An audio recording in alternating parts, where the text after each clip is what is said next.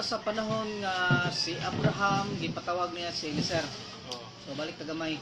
Eliezer ang ipatawag. So ipatawag niya si Eliezer. So Abraham summons Eliezer, the elder servant of his house, who ruled over all that he had, and said to him, isaad sa kuha.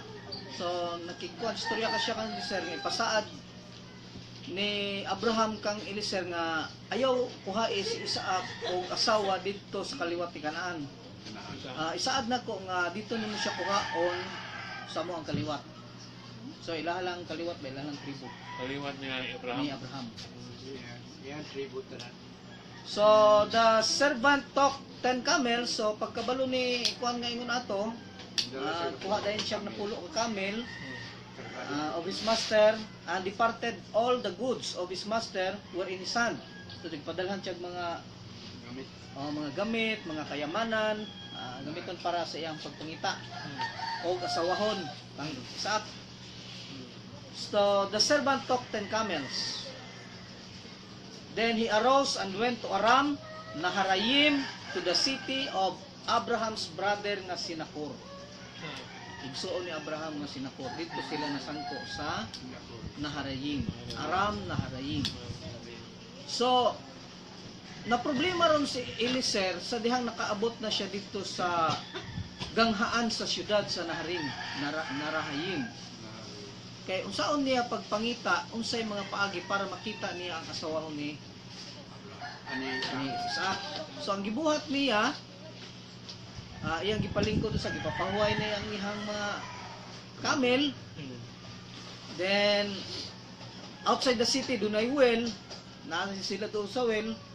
So anang gabi nagampo siya.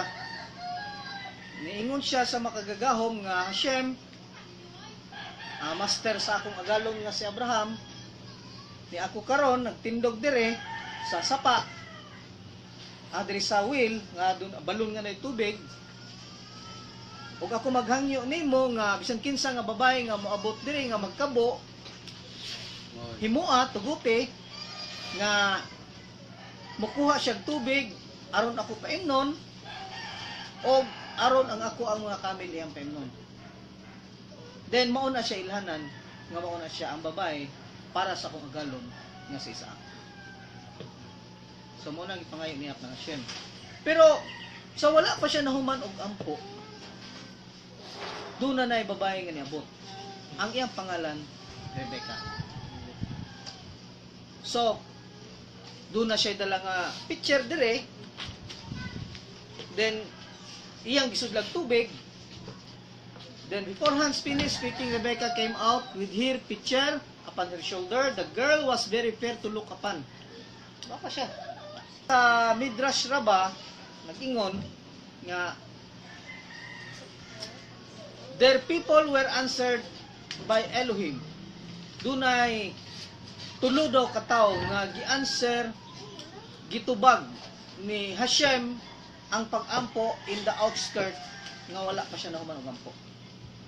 Una, Eliezer, gitubag niya sa wala pa siya mo. Ang prayer ni Eliezer, gitubag diretso, pero si Eliezer wala pa kumakampo. Ang ikaduha, si Moses o si Solomon. Ang dungog diretso ba ni Hashem, wala pa siya na mag-ampo, ang iyahang gipangayo, granted na. So aside kang Eliezer, nga nangayo kang Hashem og tabang para makita ang babae nga tama para kang Isaac, gawas niya is si Solomon nag-ampo sad, si Mose nag-ampo sad. Wala pa nag-ampo, wala pa nang mag-ampo, gitubag na. Si Solomon sad, wala pa nang mag-ampo, gitubag na. So silang tulo puro nag-ampo nga wala pa kahuman, gitubag na. Eliezer, Mose og si Solomon. Before he finished speaking, behold, Rebecca came out. Si Mose pod, as he concluded saying all these things, the ground split open. Katong pagkuhan sa dagat ba? Wala pa siya nang mag-ampo aton, bukan ang dagat.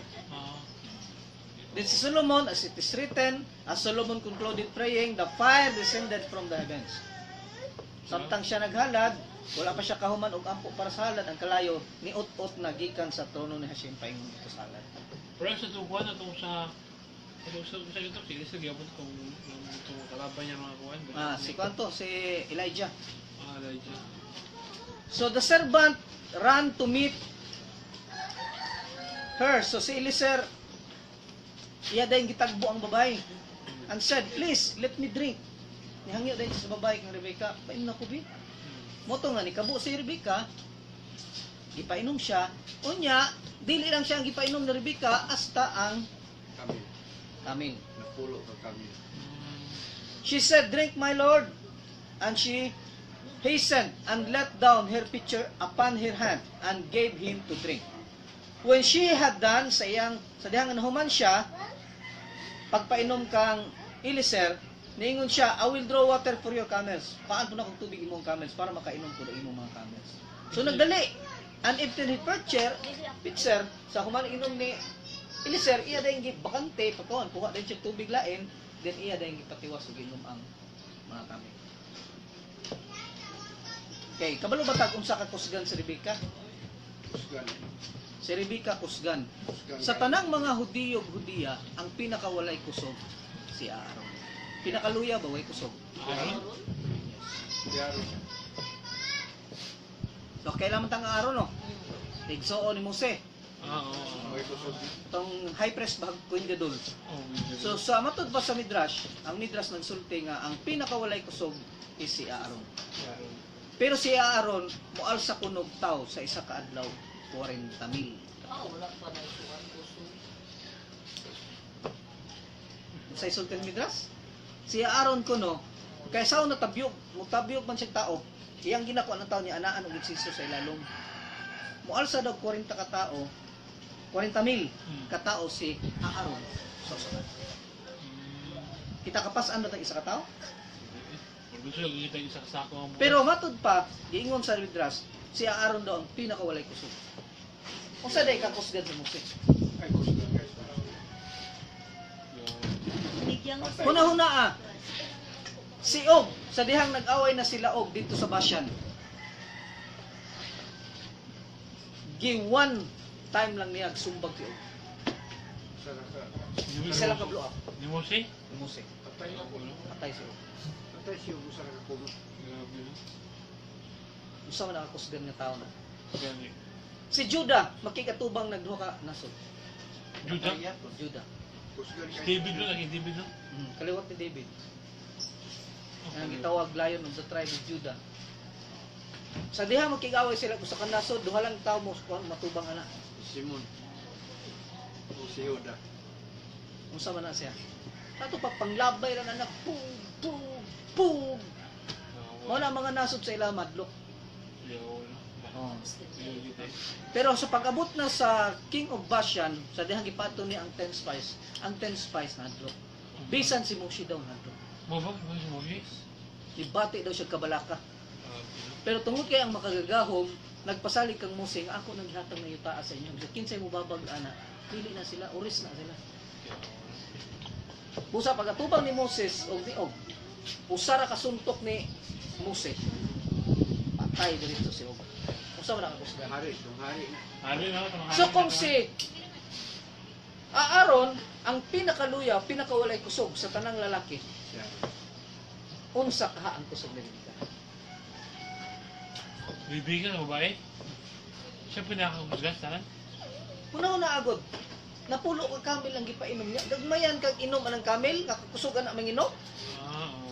Nagoy pundot tubig. Oo. Nagpasan pa diri, nagbit-bit pa. Grabe no?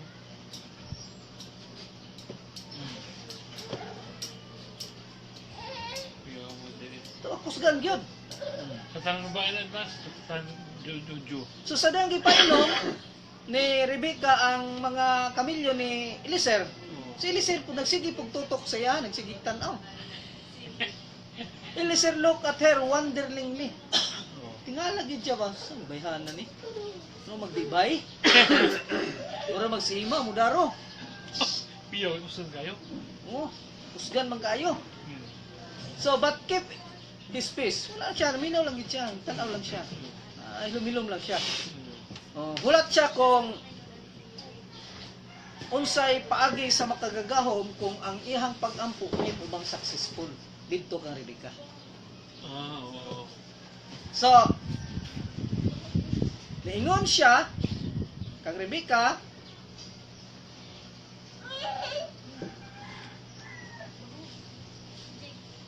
Dariusan man ang niya. so niingon siya kang Rebecca,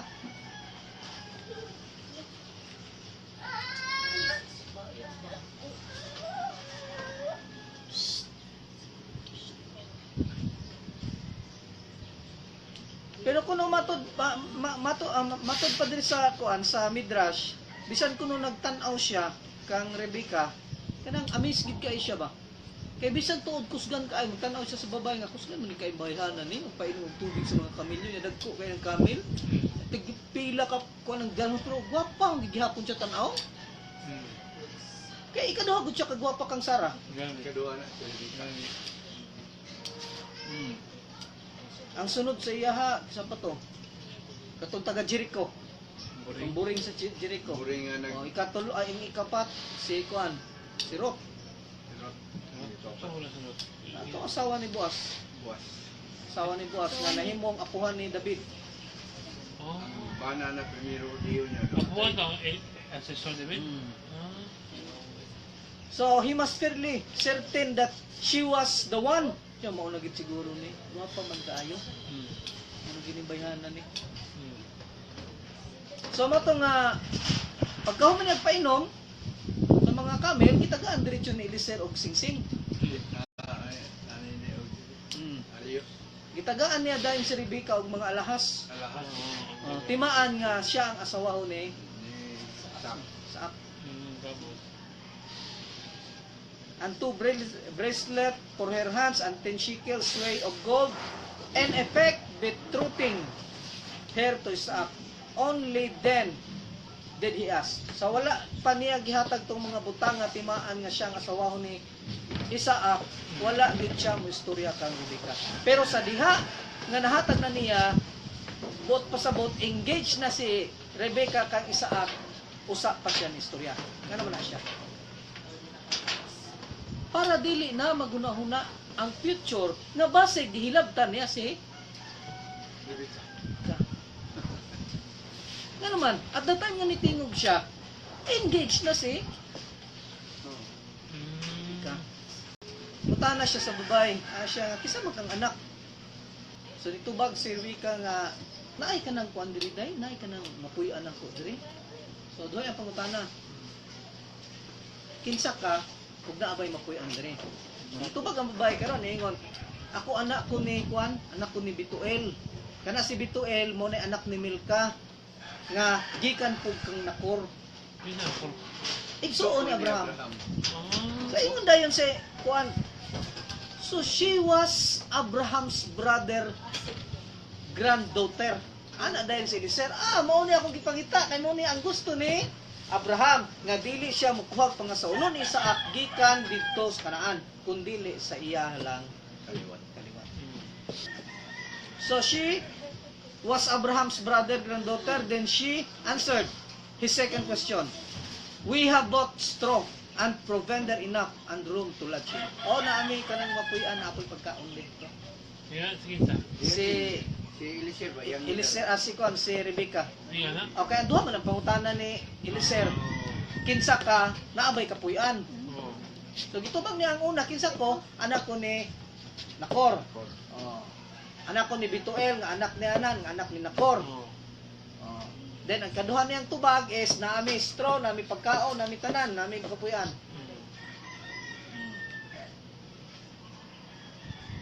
So Rebecca runs home. So uli na sila, kuyog na sila. And Eliezer and these 10 camels follow.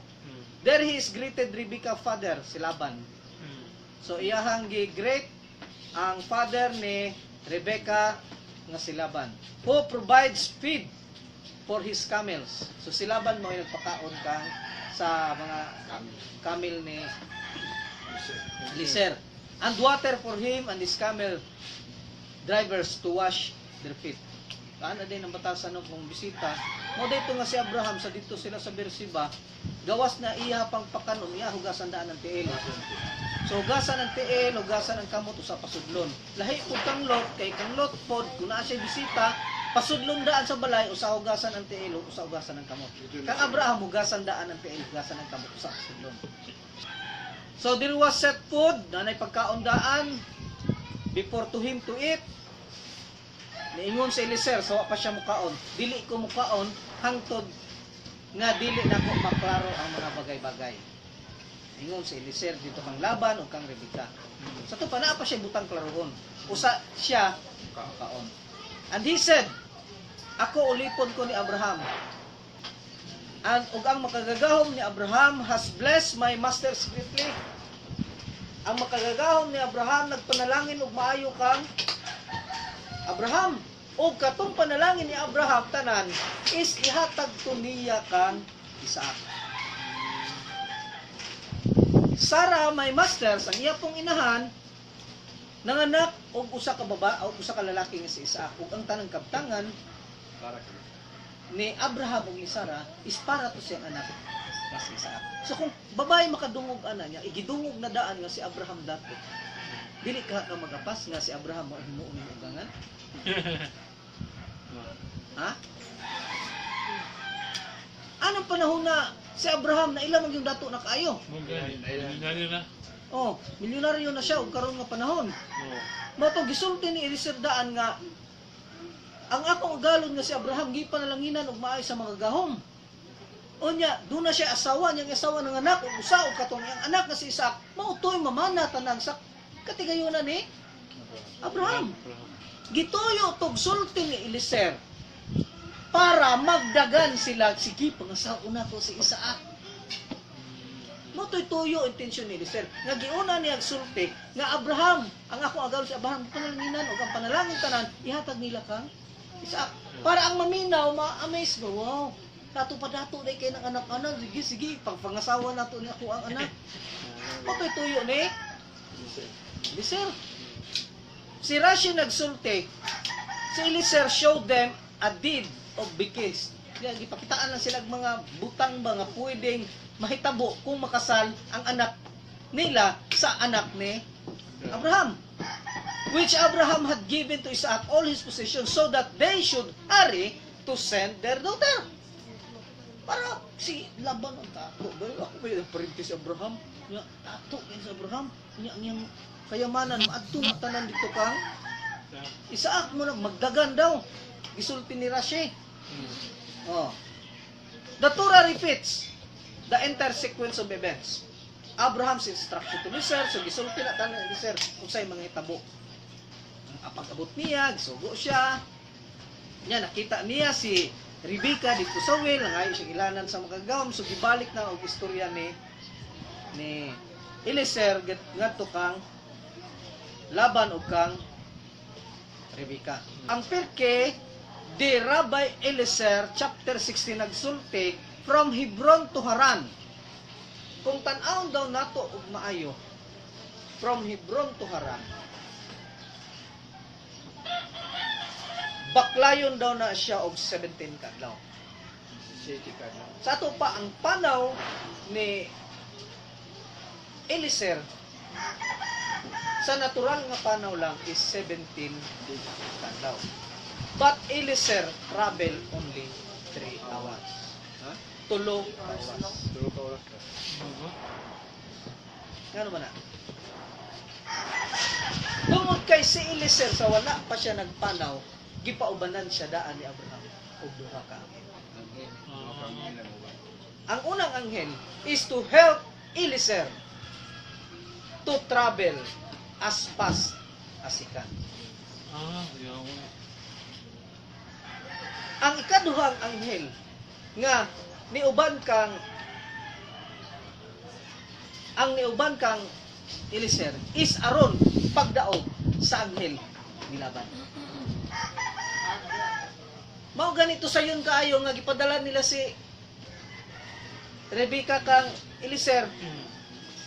Kay sa wala pa sila nagkita ni Laban, ang anghel ni Laban napildi ng daan sa anghel nga dala ni Eliezer. Oto nga usa mo may ilang kuno nga pildi man daan pre sa laban ni Jacob, sa away ni Jacob ug ni wag isa to yung kalaban ni Esau. O ang anghel ni Esau ug ang si Jacob nag-away. Usa daw ka kadaog sa away, kinahanglan pildihon sa nimo ang iyang anghel. Moto nga pagkita ni Esau o ni Jacob, wala na si Jacob musukol. Amigo na sila. Nga naman, pildi naman daan ang anghel ni Esau. Kato ganin nahawiran niya din nga mao nag-usab siya ngalan dili na kakubron, dili Israel na.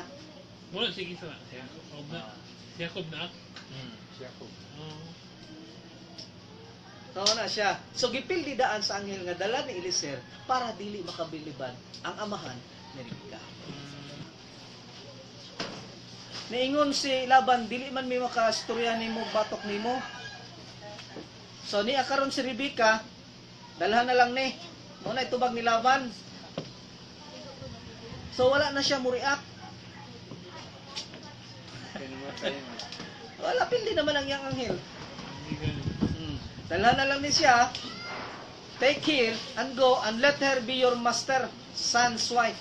O tugutan na mo nga siya mo ay mahimong asawa sa anak sa imong master. Karon pagkabuntag syempre gabi man to pahuway sila. Pagkabuntag ron kini abduk na si Bituel. The next morning however her mother and brother sa to pa igsuon ni Rebecca si Bituel is mysteriously absent sa primerong istorya. Have some last minute objection. Mao ni siya ni balibad kaya ang igsuon. Kaya ang napilde is ang amahan man. Ang hilong sa amahan. Pero ang igsuon wala man. Wala po sila pag-istorya. Niabot man na ng buntag. So, ay, maroon pa dala man na nimo. Aksyo balibad. So, there are many arrangements to be made. Dili pwede dalo na nimo. Kay daghang pa kayong butang nga kailangan natong buhaton ana. Usa na niya may mga asawa. Kinahanglan sa bugay. Kinahanglan pa sila katong mga bagay-bagay. Kaya pag mga pangayoon ba? Niingon si Eliezer nga Eliezer insists that they must set out immediately. Dili pwede lang anon ko nimo. Do not delay me. Saying that Hashem has made this journey successful. Tungod kay makagagahom na guban ako. Nga siya mismo mo naningkamot nga kining lakaw na kumahimo successful. Kung musupa ka anay din ang makagahom ang imong kontra. So, ana si Bituel. Amayo ani patawag na tong babay. Rebecca. So may mo ikasulti rin, muban ka ani? Ano si Bituel? Yung pababay, muban ko niya. Away na himo si Bituel. Nga babae naman daan ang isugot. Sige. Bisag wala pa siya kakita kang Isaak nga anak ni Abraham.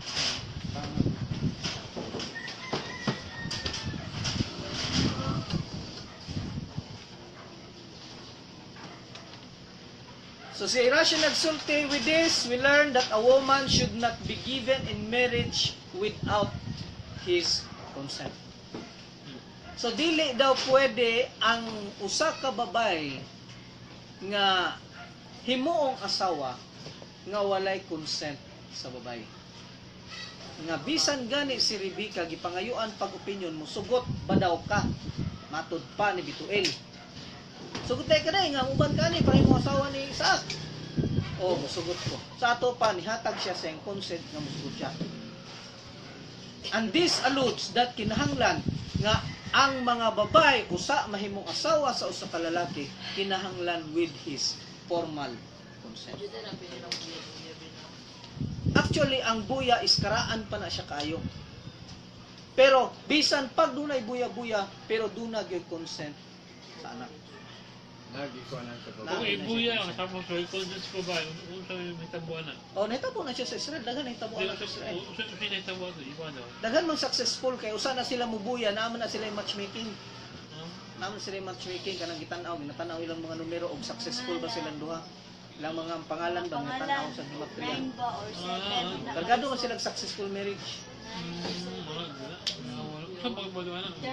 Sila kabalo kay mga righteous man sila. Nakita di man ta, gimatria to, kita kasabot mo sa mga litra anak. Paris anak. Lukaw man ta anak. Buya po tayo, no? So after ana sa pagtugot nga gihatag ni Rebecca, then ningon sila, okay, we will go. So sila ni panaw.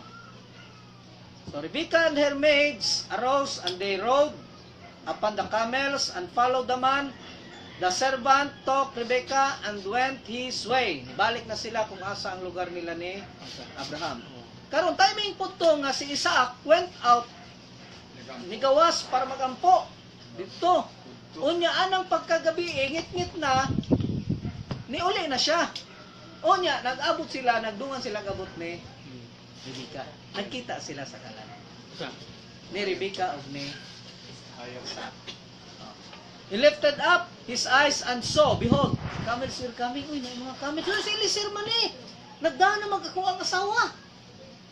Anak na si Sa? Isaac. So, ang Midrash Hagadol, naingon, sometimes, libro na siya, sometimes a person must go to his soulmate. Usahay daw, kaning lalaki, mo to siya soulmate. Pero, usahay po daw, ang soulmate nga babae, mo to sa lalaki. In this case, kuno, kang Isaac o kang Rebekah, ang babae mo iniadto sa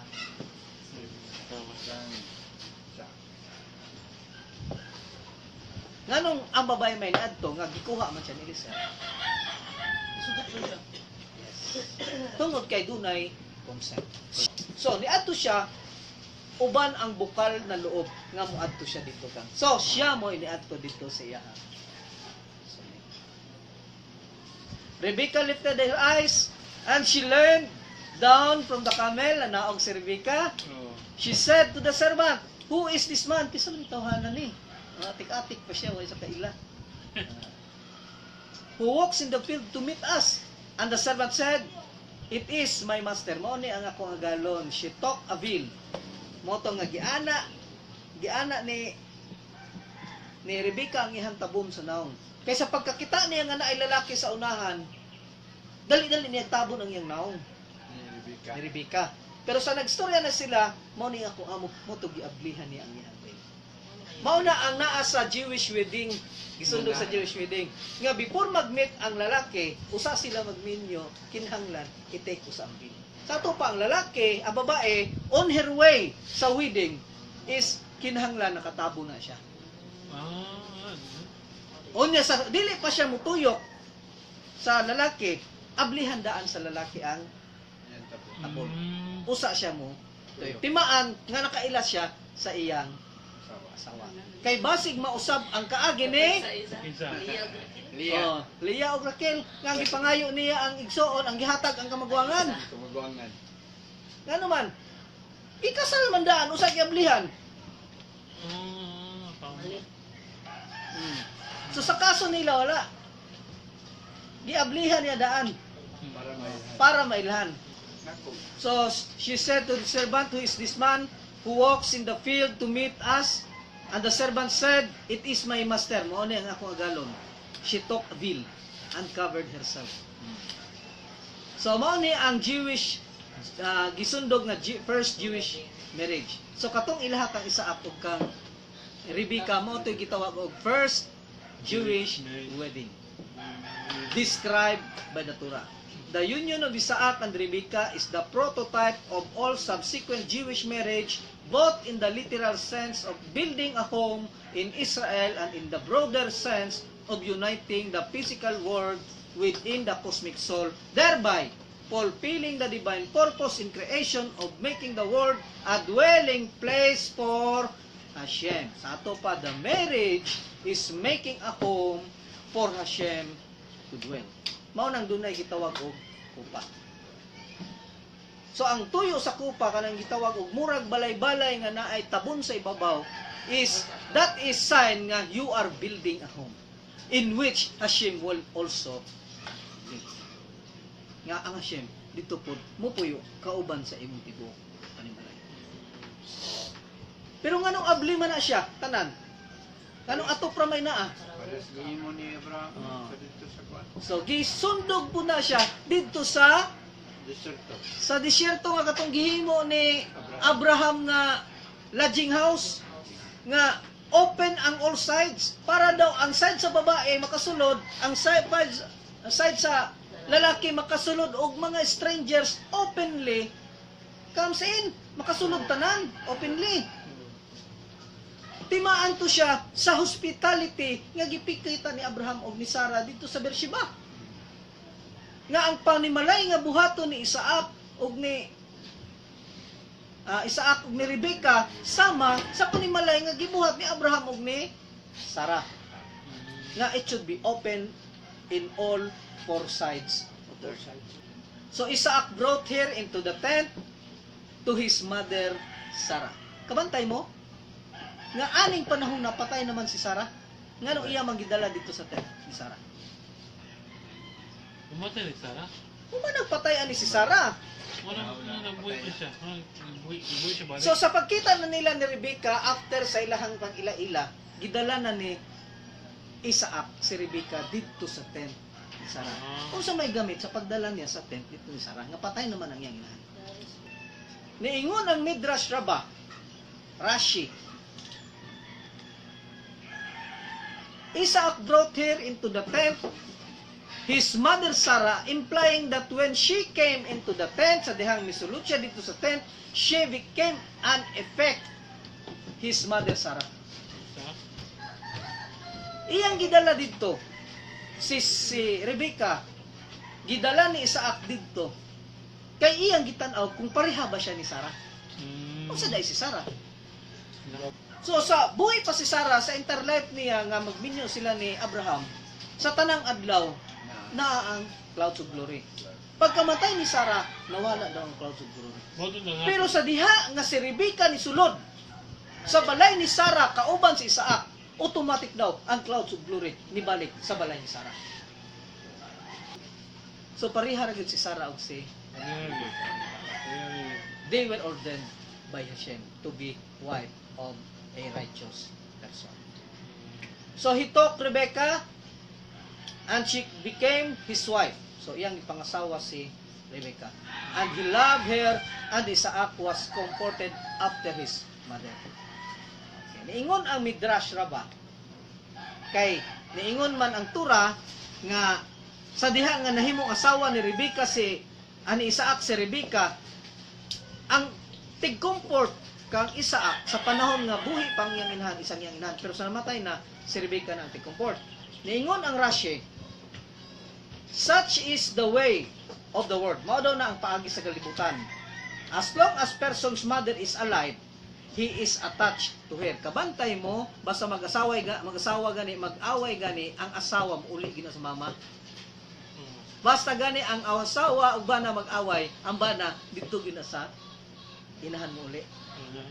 So mao daw na paagi gid daw sa kalibutan. Nga basta buhi pa daw ang ilang inahan, ang ilang anak dito gid daw na mudagan sila. So this week, Parsha kay Sarah, we read that Isaac married Rebecca.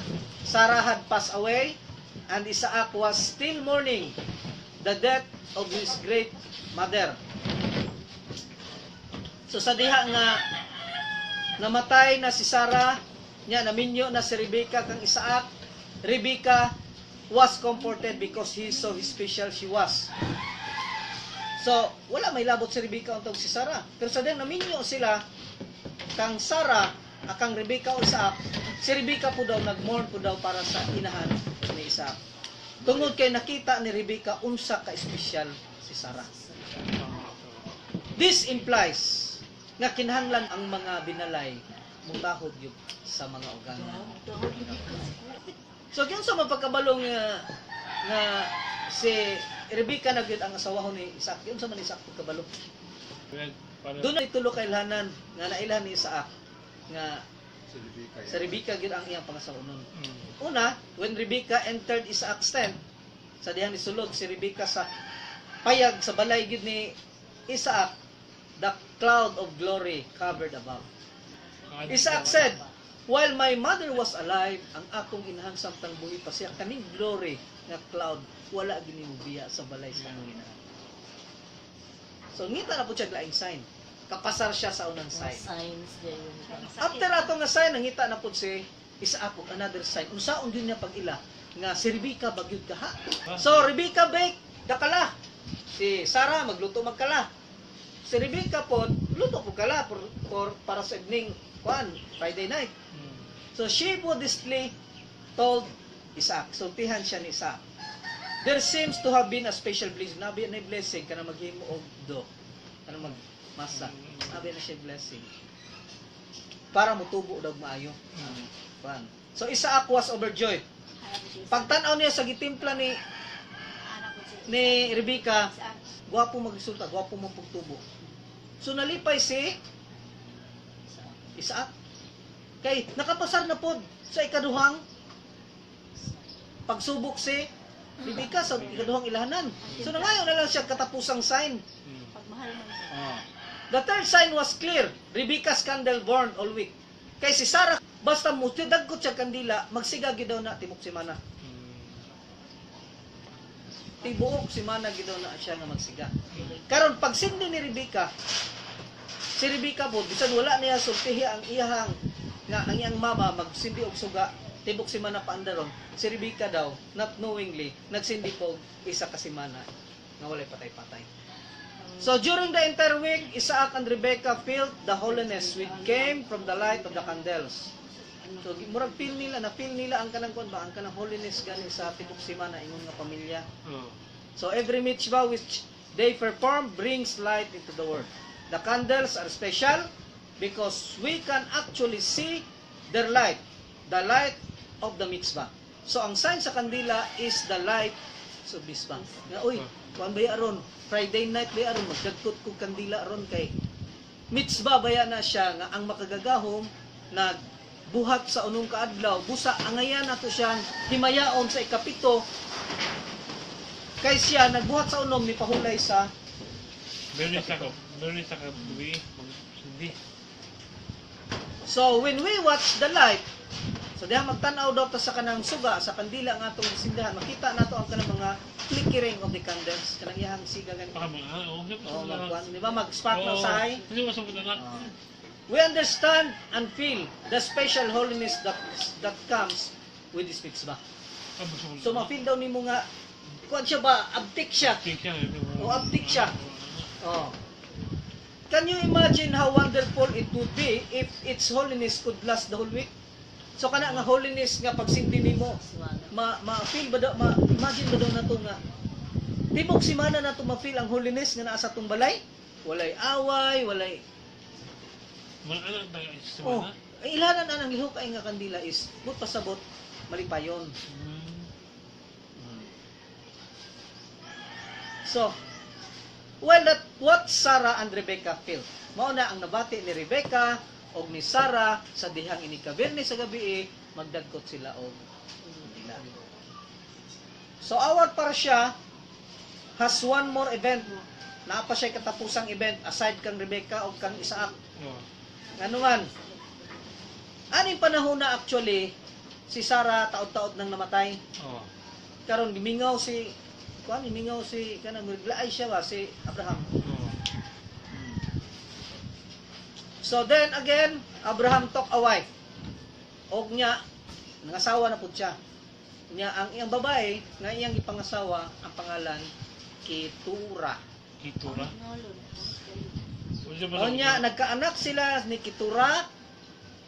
Ang anak Zimran, Yokshan, Midan, Midian, Yeshbak, and Shuak. So pila na ba kamo asawa ni Abraham? Asawa ni Abraham. Una niyang asawa si Sarah, Tulo. kaduha Si Hagar. Hagar, katulo Katong si Kitula. Kitura. duhara ang asawa ni Abraham because Ketura is maura na si Hagar. Kay nung mo nga giingnan siya sa angel, balik didto. Asa man imong anak tuwa didto? Gibiyaan na ako kay di ko kagwanta nga mamatay nga akong anak sa kagutom. Panyaya din na nila. Oh. Siya nga. Tama lang ipalayas man ko sa kong agalon. Siya nga agwanta ha. Sagdi lang. Unsay sulti ni Sarah sundan, ibalik man siya didto. Nagpuyo pa siya kang Sarah pila ka tuig. Nahimo man siyang masinugtanon kang Sarah, nahimo man siyang buutan kaayo. Nga ang iyang kabuutan halos di na siya musupak kang Sarah nga bisan unsay sulti ni Sarah iyang sundon unya. na practice na siya sa batasan ni Sarah. Mm. Nga ang iyahang batasan pareha na sa kiturit kabalaan ba? Katong 11 incense gani sa templo, balaan man na siya kayo. Ingon ato na daw kabalaan si Hagar. Mao to nga ang iyang pangalan giilisan og Keturah in honor sa kiturit sa Holy Temple. Kaya ingon ato na daw kabalaan si Hagar. Pili ang kiturit ah. So kailangan katong ginagamit sa mga Rodeo maghalad para ang mga decree mawala. Minura na siya. Adili insenso na siya, insenso. So hinganglan siya sa insenso nga gitawag og kiturit. Gihinganlan siya tungod kay ang iyang holiness ni Hagar makahalintulag na daw, pwede na daw iparihas sa kanang gitawag og kabalaan sa gitawag og kiturit. Mao nang gitawag siya Keturah in honor kay ang iyang pagkabalaan parihas sa kiturit. Mao nang gitawag siya og Keturah. Pero sa dihang nagminyo sila ni Abraham giklaruhan sa daan nga ang akong mahatag sa inyo is only a gift. Kano man, tungod kay ang tanang nakong kabtangan ihatag nako kang isa. Yung pala kung sa'yo makatag niya. So wala po nagsupak si Sarah, I think Keturah. Keturah. Gano man, huli kay siya, wala na sa iyang dughan ang pagsigig, supak-supak. Anong nakitura mo niyang pangalan ng Hagar man siya? Keturah gani kay nahimo na siyang buutan kaayo. Ah, Sa pagbalik niya pagpuyo dito sa balay ni Abraham ug ni Sarah, si Keturah iya nang gisubmit tanan dito kang Abraham ug gisubmit niya sa asawa nga si Sarah. Hangtod nga naanad na siya sa buluhaton ni Sarah. Gitagaan siya ngalan nga Keturah tungod kay balaan na sab si Keturah. Nausab na gid ang iyang view saya kay prinsesa baya siya sa Egypt. Egypt. Pharaoh. So gisulti din ni sa Turah, who was Keturah? Ang Rashi nag-ingon, Hagar, she was called Keturah because her deeds were as pleasant as incense. Ang iyang mga binuhatan mura pareha na kanindot kabalaan sa insenso. Oh. Si Kiskuni po nagsulti, how could Hagar be described as person whose deeds were as pleasant as incense? Yun sa kuno ng Hagar. So si Kiskuni o si Johnny parehag pangutana. Nga nung nahimo man siyang Keturah nga Hagar man siya. Oh. Pareha mo pangutana. Oh. So gitubang na siya when after Abraham sent her away, tung gipalaya siya, she returned to idol worship. Pero sa dihang ibalik siya, clearly she must done teshuvah. Sa dihang ibalik siya kang Abraham, nagbuhat og mga paghinulsol si Isunik. naghinulsol si Isunik. Hagar. Hagar. And the Torah calls her Keturah due to the sweet aroma of her teshuvah. Oh. So itong gitawag siya. So kiliyakar po doon na po ilain nga version po sa Oh, wag po na. Tulog ko Oh. na sinulinti. doon na po siya ilain nga kuan nga view po bahin kang Hagar sulti po siya Abraham actually named her Keturah. Pero kang Kiyapar ang tura mo ay naghingalan sa iya Keturah. Pero dinhi sa Yakar si Abraham mo ay naghingalan niya Keturah to make it known that she has done teshuvah. Aron masayran sa tanan nga si Hagar naghinulsol na. Mo to gipangalan ni Abraham kang Hagar. Mao nang imbis Hagar nahimo na siya Keturah kay naghinulsol na si Asawa mo niya. Hagar. Oh. Well, So si Rashbam niingon pod dili man na si Keturah, dili man na siya si Hagar. Wala tay mahimo niya kay saraman usa. isumdo siya. Isumdo siya. Alahi pag nga commentator. Ayan, ba mo itong source ba? Pero si Kiliyakar, Kishkuni og si Rashi nagkasinabot sila nga si Hagar maura na si Keturah. Tungod kay si Hagar naginulsol. Pero si Rashbam siya ang niingon nga dili daw na si Hagar. So, at least kita na to. Dili ta musulti og midras nga uyon ra sa tuwa. Dagan din source nga. Abi na utro lang o pagkaupat, nakaupat naman itong source. Dapat na source. So, at least dili ta bias. Gani. Kita na to, dili ta mo ingon nga si kuan gina, itura gina. At least kabalo po ta nga doon na po yung source na ingon nga dili siya si. Yan. Complete to din, no? Nangita na si Safan. Asa to? Agar. Pangita So unsa man ang gitawag og Hagar's Teshuvah? Yung unsa man ni Hagar? Yung unsa man niya Teshuvah? Nga kung buto na unaon, anak ba na siya idol worshiper? Anak ba na siyang parao? Nag-monotheism siya. Gusto nag-monotheism siya muna. Pagkasalo siya ni Asim. Atong pangutan-on si Keskuni Keliyakar. Keskuni og si Keliyakar giunsa. Kay sila man ni nagkasinabot nga nagteshuvah kuno si Hagar. Giunsa daw pagteshuvah ni Keliyakar. Okay. What is Rashi's proof that at that literal level kitura was Hagar? Unsa may proof ni Rashi? Ni Rasbam. Unsa may proof niya nga si kitura dili si Hagar? Diba sa ganiha sa upat ka kuan nato si Rashbam raman ang nangingon nga si kitura dili si Hagar. Pero ang tulo ganina nag-ingon nga si Hagar mao na si kitura. Unsa may proof ni Rashbam? Okay. Rashi was troubled by general question regarding the story of Abraham. Troubled siya ba kay naa siya kanang wala kayo wala kayo siya wala nausap siguro niya pero naa pa siya clarification. Sa partial leklika, Rashi wrote that Abraham would convert the men. Sarah would convert the women. Sa to pa kung doon na sila yung mga ulipon nga masulod, gusto mo ipon sa ila, ang ti-convert sa lalaki si Abraham. Ang ti-convert sa babae si Sarah. From this, it follows that Hagar lived in a household. Nibalik man si Hagar. Nipuyo siya sa household ni Sarah where a primary focus nga ang tuyo atong balay nga gipuy-an niya is people of idol worship. Kinahanglan ang idol worship tanggalon. So sa pagpuyo ni Hagar dito, si Hagar naanad na nga wala magsimba og idol worship. Dukyan. Di gid idol to si Hagar. Idol worship siya, kaanak man siya ni Parao. Pero katong nakuha na. Pero sa diha nga nipuyo na siya, nibalik na siya sa balay ni Sarah. Tungod sa kadugay niya nga dito nagpuyo, naanad na siya. Sa batasan ni Sarah. Unya natakda na siya sa paagi ni Sarah. Where a primary focus was to winning people of the idol worship. So to pa nakapadani na po siya daghang tao nga biyain ang idol worship.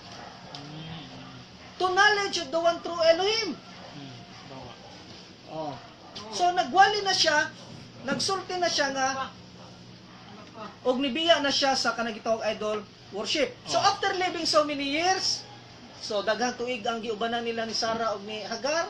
Together with nga nahimo nang masinugtanon si Hagar ngadto kang Sarah. Unya such environment tungod kay nagpuyo siya dito. How is it possible that Hagar reverted to idol worship from the father's house? Yun sa daw ni Hagar nga nakabiya man gid siya sa idol worship. Si Hagar tungod sa panahon kadugay niya murag naanad na siya. Sa environment niya nawala na niya ng idolatry. Sama daw kang Ismael, kabantay ta kang Ismael. Si Ismael walay gibuhat nga maayo. Sige lang kita lang taw bikil ka may sumbag diretso. Anak ni Hagar. Ng anak ni Hagar. Even Ismael di nakapuyo daw dito sa balay ni Abraham. Nakasundog na po daw sa batasan ni Abraham. Kabantay mo katong pag-abot sa tulo ka anghel nga si Abraham gina-practice niya si Ismael nga mahimong mudalit o bisita nga muhatag charity mo to siya mo gipahikay ni Abraham lutuan ni kinatay bisita. Gi-practice niya og buhat og balaod si Ismael og even Ismael naanad na pud og buhat og balaod. Og si Ismael nagbuhat og teshuvah. Pareha silang duha sa iyang inahan.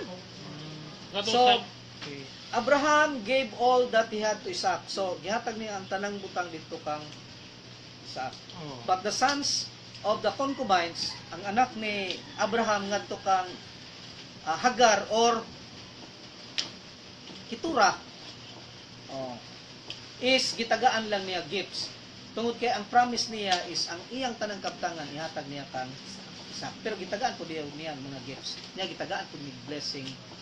So, these are the days of years of Abraham's life, which he lived 100 years, 70 years, and 5 years. Ibalihin na po sa tulo. 175 years. 100 years, 70 years and 5 years. Ang usa ako ang Ang edad ni Abraham gibahin na pud sa tulo sama kang Sarah. Sarah ganina.